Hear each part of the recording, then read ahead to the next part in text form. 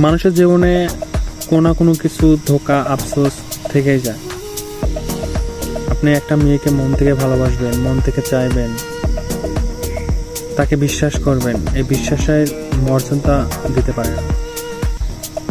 আজকে বৃহস্পতিবার আর আমি একাই আছি, কারণ আমারও কিছু গল্প আছে, কিছু ব্যক্তি আফসোস মনে হয় বিশ্বাস করছিলাম, বিশ্বাসের মর্যাদার কেউ রাখতে পারে না। আসলে এখনকার মানুষ এই যুগে কেউ কারোর প্রতি বিশ্বাস করলে সেই মর্যাদাগুলো কেউ রাখতে পারে না। মানুষের কিছু না কিছু ভুল হয় কাউকে বিশ্বাস করে, হয়তো তেমন আমার ভুল হয়েছে একটা মানুষকে বিশ্বাস করে। সেই মানুষটার জন্য অনেক কিছু করছি, অনেক কিছু করতে চাইছি, অনেক স্বপ্ন দেখছি, সেই মানুষটার স্বপ্ন থেকে বের হয়ে যেতে চাই।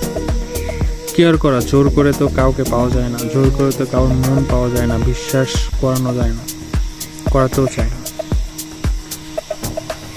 সবাই ভালো থাক এই দোয়াই করি।